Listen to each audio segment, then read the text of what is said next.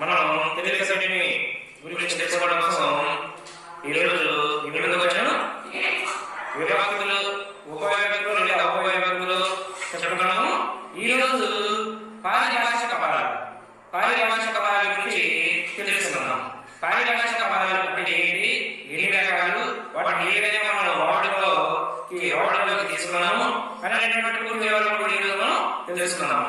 మనకి ఆధునిక విద్యార్థులు మరియు డిఎస్సి కూడా ఈ యొక్క పారిభాషిక పదాలు అనేటువంటి టాపిక్ ముఖ్యమైనది. పారిభాషిక పదాలు వచ్చేటప్పుడు ముందుగా పదం అంటే ఏంటంటే తెలుసుకున్నాం.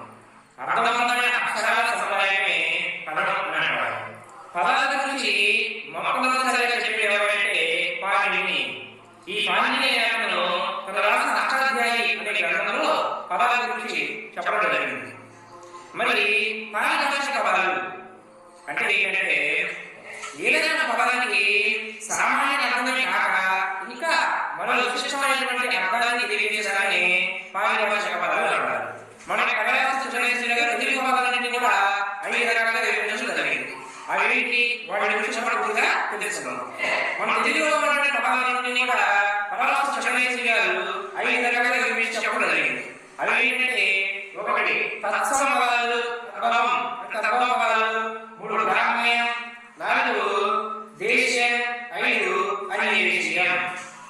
వీటి గురించి ఒక్కొక్కదాని గురించి మనం పూర్తిగా తెలుసుకుందాం.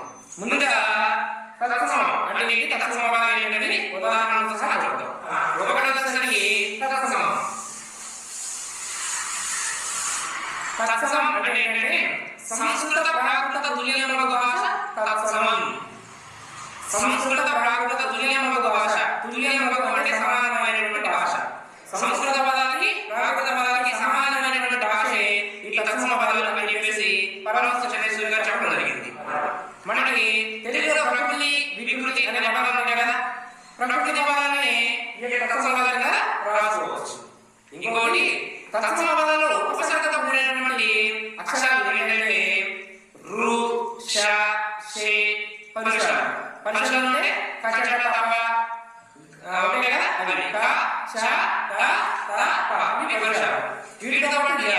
వీటన్నిటిని కూడా తత్సమ పదాలు ఉపసర్గతో ఉండేటటువంటి పదములు లేదా ఉపసర్గతో ఉండేటటువంటి అక్షరాలుగా చెప్పవచ్చు.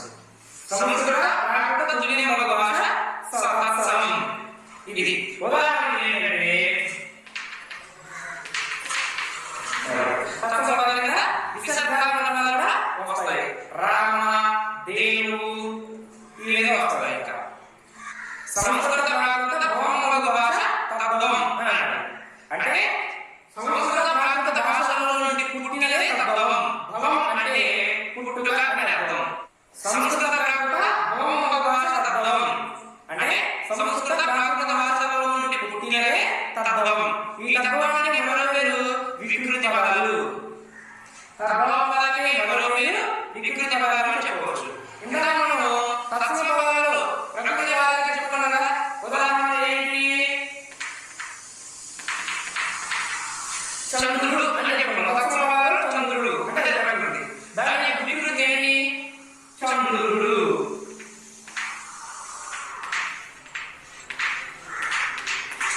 అక్కడ శక్తి అని చెప్పుకున్నాం. దాని వికృతమైనది శక్తి.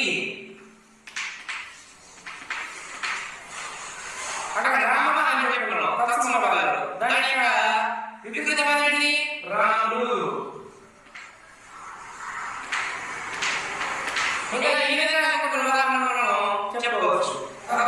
ఉదాహరణ ఏంటంటే చంద్రుడు, శక్తి, రాముడు. ఈ విధంగా వికృత పదాలు ఏమైనా అవన్నీ కూడా మనకి తద్భవ పదాలుగా వస్తాయి. ప్రకృతి వికృతిగా ఉండడం అనేది 5 రకాలుగా జరుగుతుంది. అదేంటంటే 1 వర్ణాదేశం, 2 వర్ణాగమం, 3 వర్ణ లోపలి, 4 వర్ణ వ్యత్యయం, 5 వర్ణ సమీకరణం. ఈ 5 రకాలుగా ప్రకృతులు వికృతిగా మారుతాయి. దేంట్లో ఏ విధంగా మారుతుంది అనేది మనం ఉదాహరణ చూద్దాం. 1వ వర్ణాదేశం. మనం సంధుల గురించి చెప్పినప్పుడు సంధి వ్యాకరణాల గురించి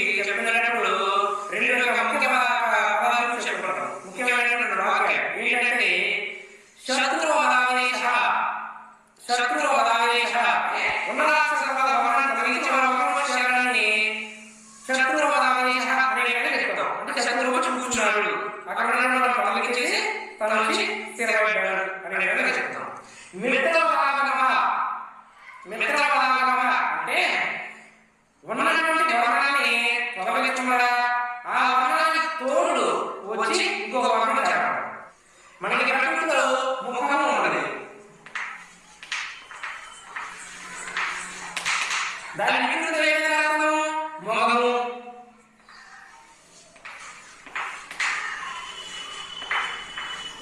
మొగము లేదా మోము.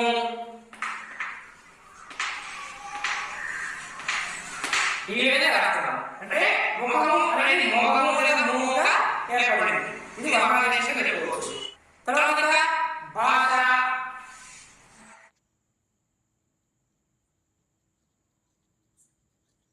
ఫ్రెండ్స్ అడిగితే ఒకరేమో పైథాన్ నేర్చుకో అంటారు, ఒకరేమో జావా అంటారు, ఇంకోరు వేరే పేరు చెప్పారు. సరే ఏదో నేర్చుకుందామని స్టార్ట్. భాష ఇది వికృత పదం. అంటే వర్ణాదేశం మొగము మొగము అయింది లేదా మోముగా మారింది. భాష అనేది భాషగా మారుతుంది. ఇది వర్ణాదేశం ఉదాహరణగా చెప్పుకోవచ్చు. ఉన్నవర్ణాన్ని తొలగించుగా వేరే వర్ణోచ్చారణని వర్ణాంగం అంటారు. వర్ణాంగం అంటే అక్షరం అని అర్థం. ఉదాహరణగా చూద్దాం. చంద్రుడు ఇది వర్ణాంగం. రాత్రి అనేది రాత్రిగా మారుతుంది. ఇది వర్ణాంగంగా చెప్పుకోవచ్చు. ఇది ఏదైనా ఉదాహరణ చెప్పుకోవచ్చు. తర్వాత మూడవది ఏ విధంగా మారుతుంది వర్ణలోపరి. వర్ణలోపరి అంటే ఉన్నటువంటి పదం వర్ణాలలో ఒక వర్ణం అనేది లోపిస్తుంది, లోపించబడిన ఏర్పడుతుంది. ప్రయాణం ఇది ప్రకృత పదం అయితే దీని వికృత పదం ఏంటి పయనము. ప్రయాణం అనేది ప్రకృత పదం అయితే పయనము అనేది వికృత పదం. వర్ణలోపం ఎక్కడ ప్రయాణంలో రావడం అనేది ఉంది కానీ ప్రయాణంలో రావనేటువంటి వర్ణం లేదు. ఈ విధంగా లోపించింది కానీ ప్రయాణంలో ఒకే అర్థం. ఈ విధంగా లోపిస్తుంది. ఇంకా చూద్దాం. స్వామి. స్వామి అంటే ప్రకృతి పదం, వికృత పదం ఏంటిది స్వామి. అక్కడ వావత్తు అనేది లోపిస్తుంది. స్వామి అనేది స్వామి అనే విధంగా మారుతుంది. తర్వాత ఇంకో ఉదాహరణ చూసుకుంటే ఈ విధంగా ప్రకృతి వికృత మారుతుంది. మారడం ఇది వర్ణలోపరి మనం ఉదాహరణగా చెప్పుకోవచ్చు. తర్వాత వర్ణ వ్యత్యయం. వర్ణ వ్యత్యయం అంటే ఏంటంటే ఇచ్చిన పదంలోని వర్ణాలనే కారణాలుతాయి. వర్ణ వ్యత్యయంలో ఇచ్చిన పదంలో వర్ణాలనే కారణాలుతాయి. ఉదాహరణ చూసుకుంటే పారాపదం అనేది పౌరుగా, తర్వాత మరకం అనేది మరకగా కారణమైంది. ఈ విధంగా వర్ణ వ్యత్యయం వర్ణం అనేది కారణమైంది. ప్రకృతి పదాలు వికృత పదాలుగా మారడం ఈ పదాలను మనం చెప్పుకోవచ్చు. తర్వాత ఏంటంటే తర్వాత నేను చెప్పాలంటే వర్ణ సమీకరణం. వర్ణ సమీకరణం అంటే ఇందులో ప్రకృతి పదంలోని సంయుక్తాక్షరాలుగా ఉన్న పదాలు వికృతిలోకి వచ్చేసరిగా ద్విత్వాక్షరాలుగా మారుతాయి. ప్రకృతి పదంలో సంయుక్తాక్షరాలు అంటే ఒక పదానికి వేరే సంయుక్తాక్షరాలు అంటారు. ఆ విధంగా ఉన్నటువంటి పదాలు వికృతిలోకి వచ్చేసరికి ఒక పదానికి వేరే వచ్చారని ద్విత్వాక్షరాలు అంటారు. అలా ద్విత్వాక్షరాలుగా మారుతాయి. చూద్దాం ఉదాహరణలు.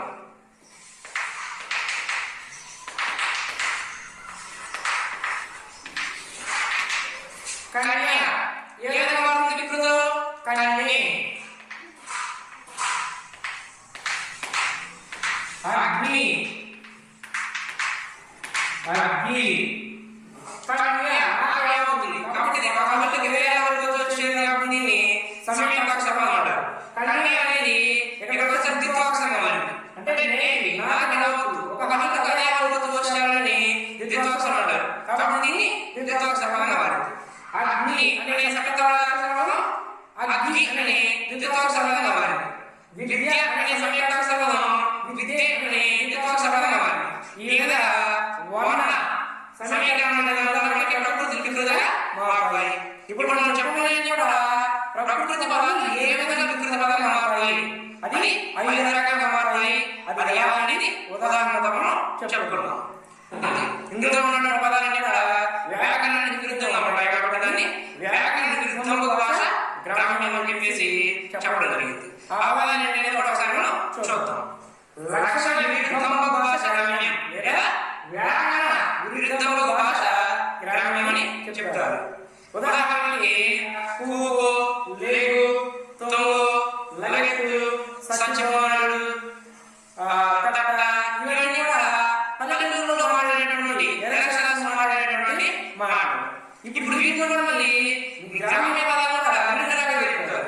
నిండా గ్రామీణ పదాలు అని నిండా గ్రామీణ ఈ విధంగా చెప్తారు. నిండా గ్రామీణ అంటే ఏంటంటే పువ్వు, లేగు, తొంగు, లగెత్తు ఇవి ఏంటంటే ఒక తప్పుడుగా అంటుంటాం.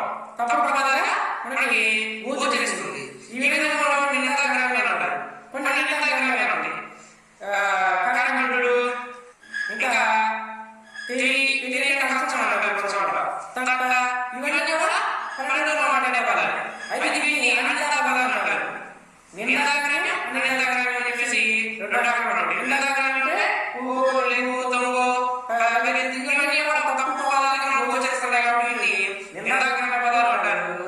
అది కాకుండా పల్లెటూరులో మాట్లాడే పదాలు అనిదాకనే అంటారు. ఈ విధంగా ఈ కన్నడ పదాన్ని చెప్పుకోవచ్చు. తర్వాత మనది దేశం. దేశం అంటే ఏంటి చూద్దాం. దేశం దేశం అంటే త్రిలింగ వ్యవహార సిద్ధాంత భాష దేశం.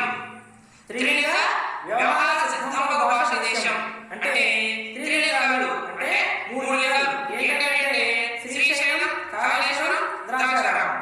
ఈ మూడు శైవ క్షేత్రాల మధ్య మాట్లాడే భాషని దేశం అంటారు. ఇప్పుడు మనకి ఎదురుగా